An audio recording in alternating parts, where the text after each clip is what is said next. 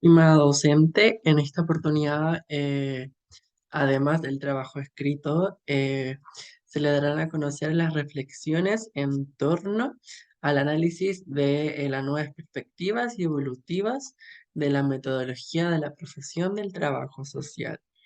Ya, como ya se lo eh, expuesto en el trabajo in situ, yo me posicioné en primera pregunta sobre una situación social chilena, ¿ya? Favorablemente en este caso, como no mencionarlo, es muy importante que el 4 de mayo, ¿cierto?, de 1925 nace la primera escuela de servicio social, ¿ya? Y que esta es en base a la beneficencia y con orientación paramédica y que es conllevado a través de el doctor y médico Alejandro del Río, ¿ya?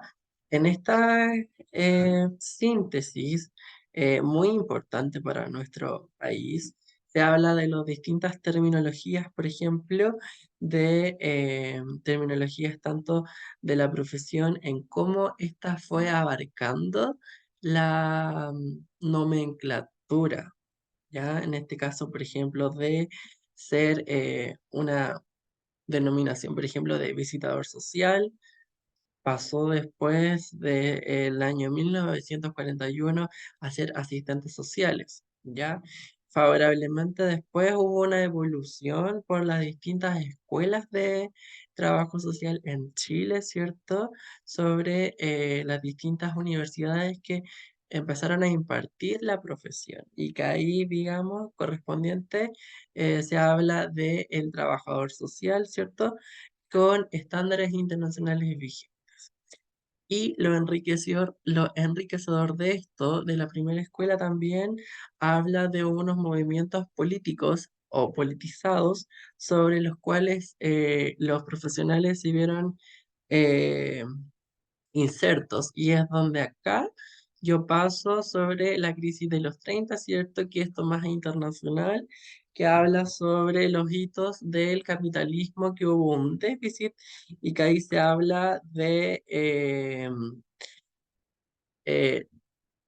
la ayuda o la asistencia o la olla de los pobres, ya que esto fue un movimiento que fue una pérdida de un monopolio financiero que involucró específicamente a los Estados Unidos y a Inglaterra. Lo bueno de estas de estos dos hitos fortalecieron o han fortalecido, siguen fortaleciendo el escenario actual.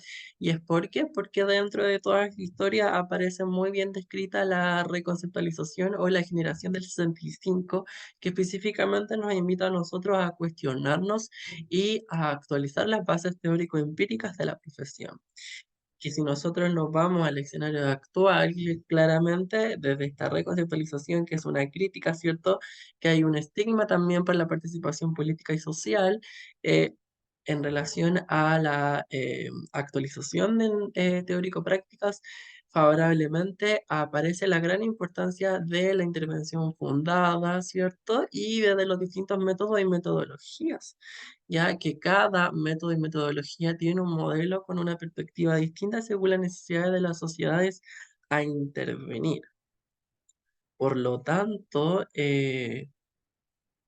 los desafíos que se centran en el trabajo social deben ser como pensados como un proceso social complejo que en muchas de las oportunidades no debe ser fragmentado, sino que tampoco debe ser lineal, sino que hay una interacción entre lo social, entre lo individual de caso y de grupo, ¿ya?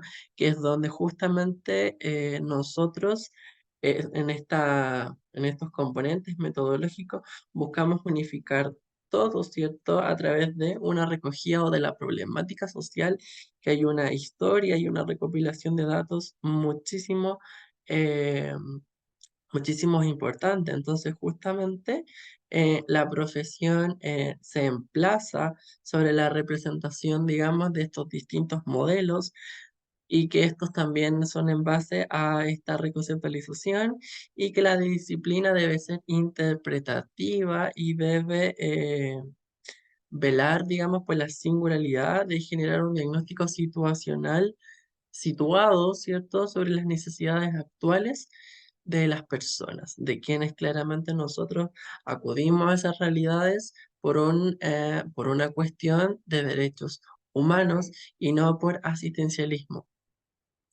Agradezco mucho esta instancia final sobre este trabajo integrador que no más menos busca unificar todas las unidades y también, ¿por qué no mencionarlo?, sobre esta unificación de las asignaturas que comprenden este semestre que hemos podido ir viendo.